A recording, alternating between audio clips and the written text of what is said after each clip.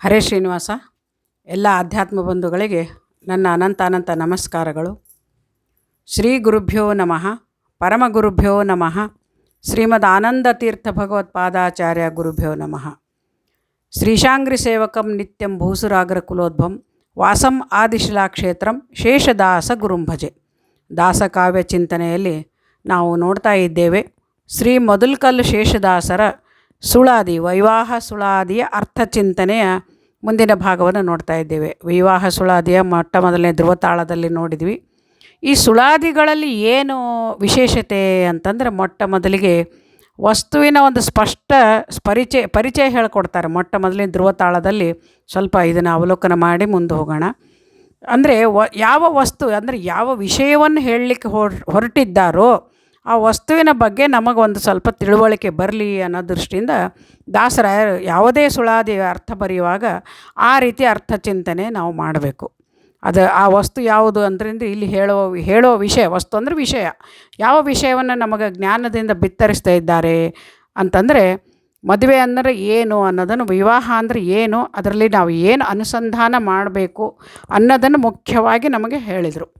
ಮತ್ತು ಎರಡನೇ ತಾಳದಲ್ಲಿ ನಮಗೇನು ಹೇಳ್ತಾರೆ ಅಂತಂದರೆ, ಕಾರ್ಯಕಾರಣ ರೂಪವಾದ ಒಂದು ಆ ವಸ್ತುವಿನ ಸ್ಪಷ್ಟ ಪರಿಚಯ ಮಾಡ್ತಾ ಇಲ್ಲಿ ಕಾರ್ಯಕಾರಣಗಳು ಯಾವುದು ನಡೀತಾ ಇದೆ ಏನು ಅನ್ನೋದನ್ನು ಇನ್ನೊಂದು ಸ್ವಲ್ಪ ಒಳಹೊಕ್ಕು ನಮಗೆ ಹೇಳ್ತಾರೆ.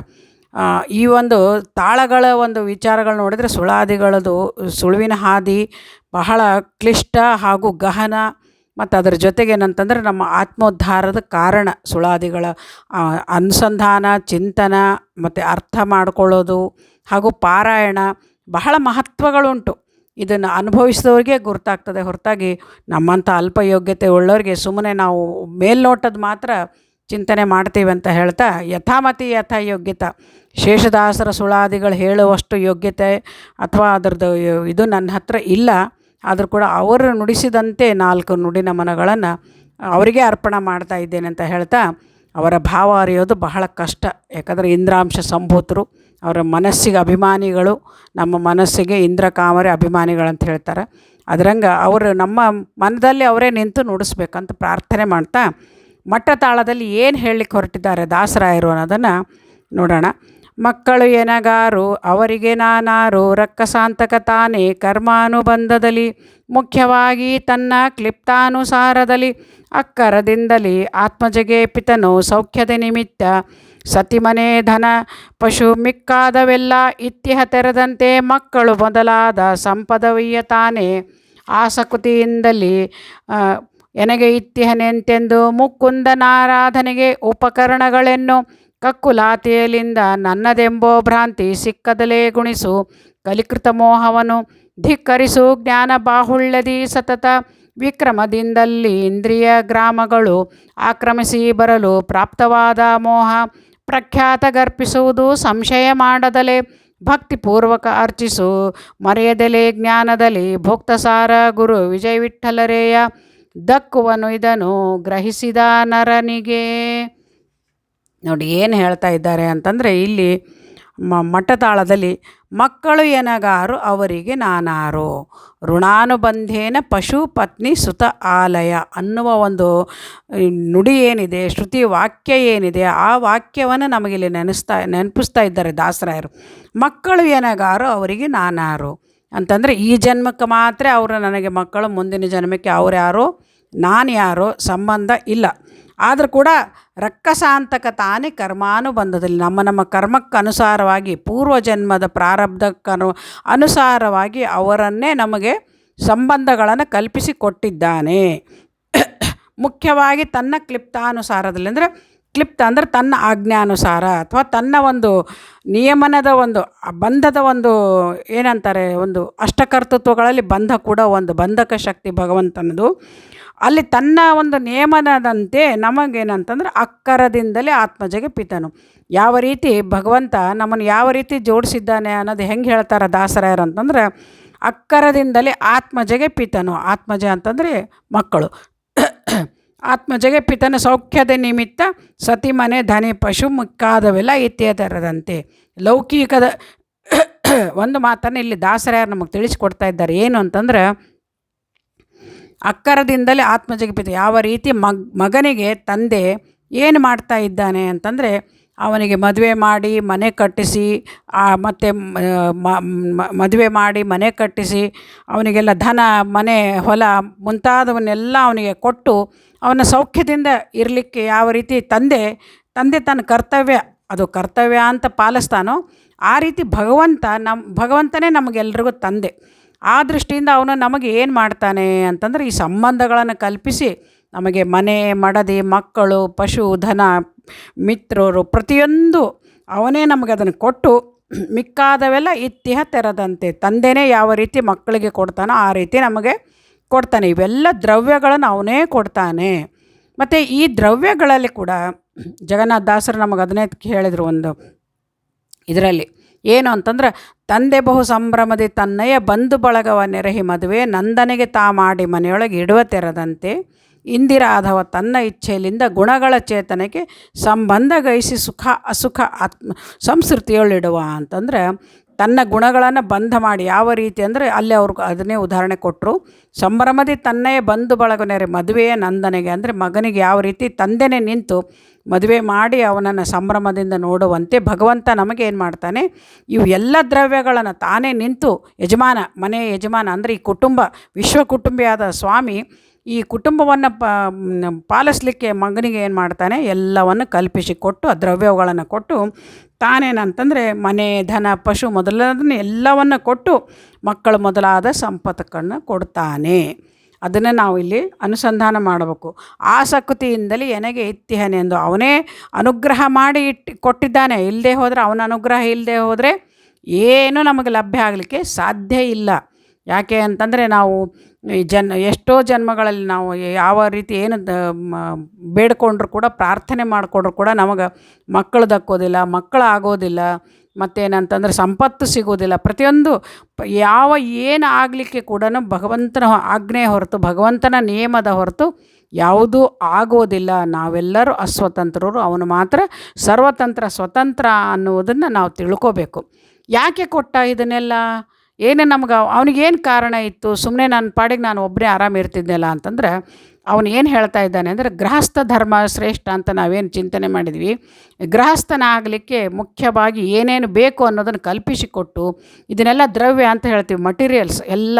ಒಂದು ಗೃಹಸ್ಥನಾಗಿರಲಿಕ್ಕೆ ಮೊದಲು ಮನೆ ಬೇಕು, ಮನೆ ಆದಮೇಲೆ ಮಡದಿ ಬೇಕು, ಮನೆಯಲ್ಲಿ ಮಕ್ಕಳು ಬೇಕು, ಮತ್ತು ಏನಂತಂದರೆ ಪಶು, ಧನ ಮುಂತಾದವೆಲ್ಲ ದ್ರವ್ಯಗಳು ಬೇಕು. ಇದು ಎಲ್ಲ ಎದಕ್ಕೆ ಕೊಟ್ಟ ಅಂತಂದರೆ, ಮುಕುಂದನ ಆರಾಧನೆಗೆ ಉಪಕರಣಗಳನ್ನು ತಾನೇ ಕೊಟ್ಟದ್ದು, ಅವನೇ ಕೊಟ್ಟದ್ದನ್ನು ಅವನಿಗೆ ನಾವು ಅರ್ಪಣೆ ಮಾಡ್ತಾ ಗೃಹಸ್ಥ ಧರ್ಮದಲ್ಲಿ ನಾವು ಮಾಡುವ ಕರ್ಮಗಳು ಏನು ಅನ್ನೋದನ್ನು ಎಚ್ಚರಿಕೆ ಕೊಡ್ತಾ ಇದ್ದಾರೆ ದಾಸರಾಯರು. ಎದಕ್ಕೆ ಕೊಟ್ಟಾನ ಅಂತಂದರೆ, ಪ್ರತಿಯೊಂದು ಕರ್ಮ ನಾವೇನು ಮಾಡ್ತಾ ಇದ್ದೀವಿ ಅದು ಯಜ್ಞ ಅಂತ ತಿಳ್ಕೊಂಡು ಮಾಡಿ, ಆ ಯಜ್ಞದ ಒಂದು ಫಲವನ್ನು ಭಗವಂತನಿಗೆ ಕೊಟ್ಟು, ಇದು ಮುಕುಂದನ ಆರಾಧನೆಗೆ ಉಪಕರಣಗಳು ಇವು ಎಲ್ಲ. ಮನೆ, ಮಡದಿ, ಮಕ್ಕಳು, ಇದರ ಮೇಲೆ ಮೋಹ ಇಡಬೇಡ. ಆದರೆ ಇವು ಎಲ್ಲ ಏನಂತಂದ್ರೆ, ಪೂಜಾದಿ ದ್ರವ್ಯಗಳು ನಿನಗೆ ಸ್ವಾಮಿ ಕೊಟ್ಟಿದ್ದಾನೆ. ಕೆರೆ ನೀರನ್ನು ಕೆರೆಗೆ ಚೆಲ್ಲಿ ವರವ ಪಡೆದರು. ನೋಡ್ರಿ, ಅವನು ನಮಗೆ ಇದನ್ನು ಕಕ್ಕಲಾತಿಲಿಂದ ಕೊಟ್ಟು ತಾನು ತಗೊಂಡು ಸ್ವೀಕಾರ ಮಾಡಿ ನಾವು ಅವನಿಗೆ ಅರ್ಪಣೆ ಮಾಡಿದ್ವಿ, ಕೃಷ್ಣಾರ್ಪಣೆ ಮಾಡಿದ್ವಿ ಅಂತಂದರೆ, ತಾನು ತಗೊಂಡು ನಮಗೇನಂತಂದ್ರೆ ಅನಂತ ಫಲ ಮಾಡಿ ಅನಂತ ಫಲವನ್ನು ಕೊಡ್ತಾನಂತ. ಎಷ್ಟು ಕರುಣೆ ಭಗವಂತನದು. ನಾವು ಯಾರಾದರೂ ಲೌಕಿಕದಲ್ಲಿ ನಾವು ನೋಡ್ತೀವಿ, ನಾವು ಯಾರಾದರೂ ಏನಾದರೂ ಯಾರಿಗಾದರೂ ಕೊಟ್ಟಿದ್ವಿ ಅಂತಂದರೆ, ನಾವು ಕೊಟ್ಟಿವಿ ಎಷ್ಟು ಹೇಳ್ಕೊತೀವಿ, ಬಡಾಯಿ ಕೊಚ್ಕೋತೀವಿ, ನಾವು ಇವ್ರಿಗೆ ಸಹಾಯ ಮಾಡಿದ್ವಿ ಅಂತ. ಎಲ್ಲವನ್ನು ಕೊಟ್ಟಂಥ ಭಗವಂತನಿಗೆ ನಾವು ಕೃತಜ್ಞತಾರೂಪಕವಾಗಿ ಒಂದು ಸಂಧ್ಯಾವಂದನಾದಿಗಳು ಕೂಡ, ಅರ್ಘ್ಯಾದಿಗಳು ಕೂಡ ಅವನಿಗೆ ಕೊಡಲ್ಲ, ನಮಸ್ಕಾರಾದಿಗಳನ್ನು ಕೂಡ ಮಾಡಲ್ಲ, ಪ್ರಾರ್ಥನೆ ಕೂಡ ಮಾಡಲ್ಲ. ನಾವು ಎಷ್ಟು ಕೃತಜ್ಞರಲ್ಲ, ಇದ್ರ ಅಪೋಸಿಟ್ ಇದ್ದೀವಿ ನಾವು, ಅಂದರೆ ವಿರುದ್ಧಾತ್ಮಕವಾಗಿದ್ದೀವಿ ನಾವು. ಅವನಿಗೆ ನಾವು ಎಂದೆಂದಿಗೂ ಧನ್ಯತಾ ಭಾವವನ್ನು ಹೊಂದಿಕೊಂಡಿರಬೇಕೆ ಹೊರತಾಗಿ ದೇವರ ವಿಷಯದಲ್ಲಿ ನಾವು ಬಹಳ ಜಾಗರೂಕರಾಗಿರಬೇಕು. ಪ್ರತಿಯೊಂದು ನೀನು ಕೊಟ್ಟದ್ದು ಉಪಕರಣ, ನೀನು ಕೊಟ್ಟದ್ದು ದ್ರವ್ಯ, ಇದು ನೀನು ಕೊಟ್ಟದ್ದು ನಿನ್ನಿಂದನೇ ನನಗಿದು ಒದಗಿದೆ ಸ್ವಾಮಿ ಅನ್ನುವ ಒಂದು ಅನುಸಂಧಾನ ಭಾವ. ಯಾಕಂತಂದರೆ, ಇದು ನಾನು ಬರುವಾಗ ಏನು ತಂದೆ, ಬರುತ್ತಲೇ ಎಲ್ಲನೂ ನನ್ನದಂದೆ ಅಂತ ಹೇಳ್ತಾರೆ ದಾಸರಾಯರು. ಅಂದರೆ ಬಂದ ತಕ್ಷಣ ನಾವೇನು ಮಾಡ್ತೀವಿ, ಎಲ್ಲ ನಂದು, ಮನೆ, ಧನ, ಪಶು ಎಂದು ಯಾವುದು ನನ್ನದಲ್ಲ, ಇದ್ರ ಮೇಲೆ ಮೋಹ ಇಡಬೇಡ್ರಿ ಅಂತ ಕೂಡ ದಾಸರಾಯರು ನಮಗೆ ಹೇಳ್ತಾರೆ. ಕಕ್ಕುಲಾತಿಯಿಂದ ನನ್ನದೆಂಬ ಭ್ರಾಂತಿ ಸಿಕ್ಕದಲ್ಲೇ ಗುಣಿಸು ಕಲಿಕೃತ ಮೋಹ ಅವನು. ಈಗ ಇದೇನಂತಂದರೆ, ಈ ಮೋಹ ಅನ್ನೋದೇನಂತಂದ್ರೆ ಒಂದು ಕಲಿ ನಮ್ಮಲ್ಲಿ ವ್ಯಾಪಿಸಿದ ಅಂತಂದರೆ ಇದ್ರ ಮೇಲೆ ನಾವು ಮೋಹ ಇಡಲಿಕ್ಕೆ ಕಾರಣ ಆಗ್ತದೆ. ಅದಕ್ಕೆ ಸಿಕ್ಕದಲೆ ಇದಕ್ಕೆ ನೀನು ಸಿಲುಕಬೇಡ, ಕಕ್ಕುಲಾತಿಯಿಂದ ನನ್ನದೆಂಬ ಭ್ರಾಂತಿ ಬಿಡು. ಇದು ಭ್ರಾಂತಿ ಇದು. ಯಾಕಂತಂದರೆ ಈ ಜನ್ಮಕ್ಕೆ ನನ್ನದೆಂತ ಅಲ್ಲಿಕ್ಕೆ ನನಗೇನು ಅಧಿಕಾರ ಇದೆ? ನಾನು ತಂದಿದ್ದೀನ? ನನಗೆ ಇವಳೇ ಮಾಡದೇ ಆಗಲಿ, ಅಥವಾ ನನಗೆ ಇವನೇ ಪತಿ ಆಗಲಿ, ಮತ್ತು ಇವರೇ ನನ್ನ ಮಕ್ಕಳಾಗಲಿ, ಇದೇ ಥರ ಹುಟ್ಟಲಿ, ನಾವು ಎಂದಾದರೂ ಅಪೇಕ್ಷೆ ಪಟ್ಟಿದ್ವ? ಅದು ಎಲ್ಲೂ ಇಲ್ಲ. ಅದು ನಾನು ಏನು ಅಪೇಕ್ಷೆ ಪಟ್ಟರೂ ಕೂಡ ಹರಿಚಿತ್ತ ಸತ್ಯ, ನರರ ಚಿತ್ತಕ್ಕೆ ಬಂದದ್ದು ಲವಲೇಶ ನಡೆಯೋದು. ಅಷ್ಟು ಇದ್ದು ಕೂಡ ನಾವು ಇಷ್ಟು ಅಭಿಮಾನದಿಂದ ಒಂದು ಅಹಂಕಾರದಿಂದ ಮೆರಿತೀವಿ ಅಂತಂದರೆ ನನ್ನ ಸಮ ಯಾರೂ ಇಲ್ಲ ಅನ್ನುವ ಒಂದು ಅಹಂಕಾರದ ಗೋಡೆಯನ್ನು ಕಟ್ಕೊಂಡ್ಬಿಟ್ಟಿರ್ತೀವಿ. ಅಂತಹ ಒಂದು ಮೂರ್ಖತನದ ಜೀವನವನ್ನು ನಾವು ಮಾಡ್ತೀವಿ. ಇದು ಯಾಕೆ ಆಗ್ತದೆ ಅಂತಂದರೆ ಇದು ಕಲಿಕೃತ ಮೋಹ. ಈ ಮೋಹವನ್ನು ಬಿಡು ನೀನು ಅಂತ ಹೇಳ್ತಾ ಇದ್ದಾರೆ. ಧಿಕ್ಕರಿಸು ಜ್ಞಾನ ಬಾಹುಳ್ಯದಿ ಸತತ. ಇದನ್ನೆಲ್ಲ ಧಿಕ್ಕಾರ ಮಾಡು ಅಂದರೆ ಈ ಮೋಹವನ್ನು ತ್ಯಜಿಸಿ ಭಗವಂತನಿಗೆ ವಿನೀತನಾಗಿ ನೀನು ಏನು ಕೊಟ್ಟಿದ್ದೀಯಾ ಸ್ವಾಮಿ, ಆ ದ್ರವ್ಯವನ್ನು ನಾನು ಸ್ವೀಕಾರ ಮಾಡ್ತಾ ಇದ್ದೇನೆ, ಈ ಗೃಹಸ್ಥಾಶ್ರಮವನ್ನು ನಾನು ಪಾಲಿಸ್ತೇನೆ, ಈ ಗೃಹಸ್ಥಾಶ್ರಮದಲ್ಲಿ ನನಗೆ ಏನೇನು ದಕ್ಕಬೇಕಾಗಿದೆಯೋ ಅದನ್ನೆಲ್ಲ ನೀನು ಕೊಟ್ಟಿದ್ದೀಯಾ, ನಿನಗೆ ಧನ್ಯವಾದ ಹೇಳ್ತಾ ಕೃತಜ್ಞತನ ಪೂರ್ವಕವಾಗಿ ಆತನನ್ನು ಸ್ಮರಣೆ ಮಾಡ್ತಾ ಈ ಯಜ್ಞವನ್ನು ಅವನಿಗೆ ನಾವು ಅರ್ಪಣೆ ಮಾಡಬೇಕು ಅನ್ನೋದನ್ನು ದಾಸರಾಯರು ನಮಗಿಲ್ಲಿ ತಿಳಿಸಿಕೊಡ್ತಾ ಇದ್ದಾರೆ. ಧಿಕ್ಕರಿಸು ಜ್ಞಾನ ಬಾಹುಳ್ಯದಿ ಸತತ, ವಿಕ್ರಮದಿಂದಲೇ ಇಂದ್ರಿಯ ಗ್ರಾಮಗಳು ಆಕ್ರಮಿಸಿ ಬರಲು ಪ್ರಾಪ್ತವಾದ ಮೋಹ. ವಿಕ್ರಮದಿಂದಲೇ ಅಂತಂದರೆ ನೋಡ್ರಿ, ಇಂದ್ರಿಯಗಳ ಸುಖ ಅನ್ನೋದಾಗಲಿ, ಇಂದ್ರಿಯಗಳ ಒಂದು ಏನಾಗ್ತದೆ ಅಂತಂದರೆ, ಇಂದ್ರಿಯಗಳು ಯಾವ ರೀತಿ ಬರ್ತವೆ ಅಂತಂದರೆ ವಿಕ್ರಮದಿಂದ ಅತಿ ನಮ್ಮ ಮೇಲೆ ಇಂದ್ರಿಯಗಳು ಯಾವ ರೀತಿ ಅಂತಂದರೆ ವಿಷಯಾಸಕ್ತರಾಗಲಿಕ್ಕೆ ನಮ್ಮನ್ನು ಜಯಿಸಿ ಬರ್ತಾವಂತೆ. ಮನಸ್ಸು ಬೇಡಪ್ಪ ಸ್ವಾಮಿ ಇದರಲ್ಲಿ ಬೀಳಬಾರ್ದು, ಮೋಹದಲ್ಲಿ ಬೀಳಬಾರ್ದು ಅಂತ ನಾವೇನು ಮನಸ್ಸು ಬಯಸಿದ್ರು ಕೂಡ ಅವು ಇಂದ್ರಿಯಗಳೇನು ಮಾಡಿಬಿಡ್ತವೆ, ಬಂದು ನಮ್ಮ ಮೇಲೆ ಆಕ್ರಮಣ ಮಾಡಿ ಅದನ್ನು ಮತ್ತೆ ನಮಗೆ ನೆನಪಿಸುವಂತೆ ಮಾಡಿ ಆ ಮೋಹದಲ್ಲಿ ಬೀಳುವಂತೆ ಮಾಡ್ತವೆ.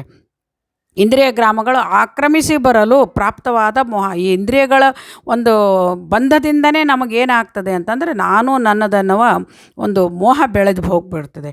ಆ ಮೋಹವನ್ನು ಬರಲಿಕ್ಕೆ ಆ ಪ್ರಾಪ್ತವಾದ ಮೋಹ ಪ್ರಖ್ಯಾತಗರ್ಪಿಸುವುದು ಸಂಶಯ ಮಾಡಿ. ನೋಡ್ರಿ, ಅಂದರೆ ಇಲ್ಲಿ ದಾಸರಾಯರು ನಮಗೊಂದು ಉಪಾಯ ಕೂಡ ತಿಳಿಸ್ತಾ ಇದ್ದಾರೆ. ಮೋಹ ಬಂತ ಸರಿ, ಮೋಹ ಬರಲಿ, ಆದರೆ ಆ ಮೋಹದಲ್ಲಿ ಆ ಮೋಹ ಎನ್ನುವ ಒಂದು ಶಬ್ದದಲ್ಲಿ ಕೂಡ ಸರ್ವಶಬ್ದ ವಾಚನಾದ ನೀನು ಈ ಮೋಹ ಅನ್ನೋದರಲ್ಲಿ ನಿನ್ನ ಒಂದು ಮೋಹ ಅನ್ನುವ ರೂಪವನ್ನು ನಾನು ಚಿಂತನೆ ಮಾಡಲಿಕ್ಕೆ ಅವಕಾಶ ಮಾಡಿಕೊಡು. ಈ ಮೋಹದ ಒಂದು ಗಂಟನ್ನು, ಈ ವಿಷಯಾಸಕ್ತನಾಗಿರುವ ಮೋಹವನ್ನು ನಿನ್ನ ಮೇಲೆ ಮೋಹ ಇಡುವಂತೆ ಮಾಡು ಸ್ವಾಮಿ. ಈ ಒಂದು ಏನು ಮೋಹ ಅನ್ನುವ ಒಂದು ಸ್ವಭಾವವನ್ನು ನನ್ನಲ್ಲಿ ಕೊಟ್ಟಿದ್ದೀಯೋ ಅದು ನಿನಗೇ ಅರ್ಪಣ. ಮೋಹನಾಮಕ ಪರಮಾತ್ಮ ನಾನು ನಿನಗೆ ಅರ್ಪಣೆ ಮಾಡ್ತೇನೆ ಅಂತ ಪ್ರಖ್ಯಾತಗರ್ಪಿಸುವುದು ಸಂಶಯ ಮಾಡದಲ್ಲಿ ಅಂತ ಹೇಳ್ತಾ ಇದ್ದಾರೆ. ಈ ಬಂದಂತಹ ಮೋಹದ ಒಂದು ಬುದ್ಧಿ ಏನಿದೆ ನನ್ನ ಹತ್ರ, ಆ ಬುದ್ಧಿಯನ್ನು ಕೂಡ ಮನೆ ಮಡದಿ ಮಕ್ಕಳ ಮೇಲೆ ಇಡದೆ ಈ ಬುದ್ಧಿಯನ್ನು ಕೊಟ್ಟಂಥ ಸ್ವಾಮಿ ಇದು ನಿನಗೇ ಅರ್ಪಣ ಅಂತ ಅವನದ್ದದ್ದು ಅವನಿಗೆ ವಾಪಸ್ಸು ಕೊಡು. ನೀನು ಧನ್ಯತಾಪೂರ್ವಕವಾಗಿ ಅದನ್ನು ತಿರುಗಿ ಕೊಡು. ಭಕ್ತಿಪೂರ್ವಕದಿಂದ ಅರ್ಚಿಸು, ಮರೆಯದಲೇ ಜ್ಞಾನದಲ್ಲಿ. ಅದಕ್ಕೆ ಇದನ್ನು ಭಕ್ತಿಪೂರ್ವಕವಾಗಿ ಅರ್ಚನೆ ಮಾಡಿ ಭಗವಂತನಿಗೆ ಇದನ್ನು ಅರ್ಪಣೆ ಮಾಡು. ಪ್ರತಿಯೊಂದು ದ್ರವ್ಯಗಳು ಭಗವಂತ ನನಗೆ ನೇಹದಲ್ಲಿ ನನಗಿತ್ತನೆಂದರಿದು. ಆಮೇಲೆ ಇದರ ಜೊತೆಗೆ ಇನ್ನೊಂದು ಏನು ಅಂತ ಹೇಳ್ತಾರೆ ದಾಸರಾಯರು ಅಂತಂದರೆ, ಭಕ್ತಿಪೂರ್ವಕದಿಂದ ಇದನ್ನು ಅರ್ಚನೆ ಮಾಡು ಅಂತಂದರೆ ಇಲ್ಲಿ ಮನೆ ಮಡದಿ ಮಕ್ಕಳು ಮೋಹ ಇದು ಎಲ್ಲದರಲ್ಲಿ ಕೂಡ ಭಗವಂತನೇ ನೆಲೆಸಿದ್ದಾನೆ. ನಮಗೆ ಈ ಅನುಸಂಧಾನ ಮಾಡ್ಕೊಳ್ಳೋದು ಬಹಳ ಮುಖ್ಯ ಇಲ್ಲಿ. ಯಾಕಂದರೆ ಮನೆ ಅನ್ನೋ ಎಲ್ಲರಲ್ಲಿ ಬಿಂಬರೂಪಿ ಪರಮಾತ್ಮ ಇದ್ದಾನಂತ ನಾವು ಚಿಂತನೆ ಮಾಡಿದಾಗ ಮಕ್ಕಳಲ್ಲಿ ಒಂದು ರೂಪ, ಮಗುವಿನಲ್ಲಿ ಒಂದು ರೂಪ, ಮನೆ ಅನ್ನೋ ಒಂದು ತತ್ತದ ರೂಪದಿಂದ ಅಲ್ಲಿದ್ದಾನಲ್ಲ. ಆಮೇಲೆ ಈ ಮನೆ ಮಡದಿ ಮಕ್ಕಳು ಬಂಧು ಮಿತ್ರರು ನಮಗೆಲ್ಲರಿಗೂ ಯಾಕೆ ಪ್ರೀತರಾಗಿರ್ತಾರೆ ಅನ್ನಲಿಕ್ಕೆ ಕೂಡ ಭಗವಂತನ ಅಲ್ಲಿ ಒಂದು ರೂಪ ಇದೆ. ಅದು ಯಾವುದು ರೂಪ ಅಂದರೆ ಪ್ರತ್ಯಗಾತ್ಮ, ಅಂದರೆ ಪ್ರತ್ಯೇಕವಾಗಿ ಆತ್ಮ ಅನ್ನೋ ಹೆಸರಿನಿಂದ ಇದ್ದಾನೆ ಅಲ್ಲಿ ಬಿಂಬರೂಪಿಯಾಗಿ. ಆ ಬಿಂಬರೂಪಿ ಪರಮಾತ್ಮನಿಗೆ ನಾವು ಏನು ಮಾಡಬೇಕು ಅಂತಂದರೆ, ನಾವು ಇದು ಯಾವ ಮೋಹ ಅಂತ ಬಂದಿದೆಯೋ ಆ ಮೋಹ ಆ ಮಗುವಿನ ಮೇಲೆ ಅಥವಾ ಮಗನ ಮೇಲೆ ಆಗಲಿ, ಆ ಮಗುವಿನ ಒಂದು ಸಂಸಾರದ ಮೇಲೆ ಆಗಲಿ ಅಥವಾ ಹೆಂಡತಿಯ ಮೇಲೆ ಆಗಲಿ ಇಡದೆ ಅವಳೊಳಗಿರುವ ಅಥವಾ ಅವರವರ ಒಳಗೆ ಇರುವ ಪ್ರತ್ಯಗಾತ್ಮ ಅನ್ನುವ ಆತ್ಮನಾಮಕ ಪರಮಾತ್ಮನಲ್ಲಿ ಮೋಹವನ್ನು ಇಟ್ಟರೆ, ನಾವು ಈ ಅನುಸಂಧಾನದಿಂದ ಚಿಂತನೆ ಮಾಡಿದರೆ ನಮಗೆ ಈ ಮೋಹ ಅನ್ನುವ ಕಲಿಕೃತ ಮೋಹ ಹೋಗ್ತದೆ ಹೊರತಾಗಿ ಭಗವಂತನಲ್ಲಿ ಮೋಹ ಬೆಳೀಲಿಕ್ಕೆ ಸಾಧ್ಯ ಆಗ್ತದೆ. ಈ ಒಂದು ಉಪಾಯ ಕೂಡ ನಮಗೆ ದಾಸರಾಯರ ಜ್ಞಾನದಿಂದ ಇದನ್ನು ಮರೆಯದಲೇ ಜ್ಞಾನದಲ್ಲೇ ಅವನಿಗೆ ಅರ್ಪಿಸು. ಭೋಕ್ತಸಾರ ಗುರು ವಿಜಯ ವಿಠಲರೇ ದಕ್ಕುವನು ಇದನ್ನು ಗ್ರಹಿಸಿದ ನರನಿಗೆ. ಭೋಕ್ತಸಾರ ಅಂತಂದರೆ ನಾವು ಏನು ಅರ್ಪಣೆ ಮಾಡ್ತೀವೋ ಅದನ್ನು ಅವನು ಭೋಗಿಸ್ತಾನೆ, ಅದನ್ನು ಅವನು ಸ್ವೀಕಾರ ಮಾಡ್ತಾನೆ. ಆ ಭೋಕ್ತಸಾರ ಗುರು ವಿಜಯ ವಿಠ್ಠಲರೇನಿಗೆ ಇದನ್ನು ನೀನು ಅರ್ಪಣ ಮಾಡಿದೆ ಅಂತಂದರೆ ಅದನ್ನು ಏನು ಮಾಡ್ತಾನೆ ಸ್ವಾಮಿ ಅಂದರೆ, ದಕ್ಕುವನು ಇದನ್ನು ಗ್ರಹಿಸಿದ ನರನಿಗೆ. ಈ ರೀತಿ ಅನುಸಂಧಾನ ಮಾಡುವವನಿಗೆ ತನ್ನ ಒಂದು ರೂಪವನ್ನು ತೋರಿಸಿ, ಆ ಮೋಹ ಎನ್ನುವ ರೂಪವನ್ನು ತೋರಿಸಿ ತನ್ನ ಒಂದು ಮೋಹದ ಬಲೆಯಲ್ಲಿ ನಮ್ಮನ್ನು ಏನಂತಾರೆ ಬಂಧಿಸಿಬಿಡ್ತಾನಂತೆ.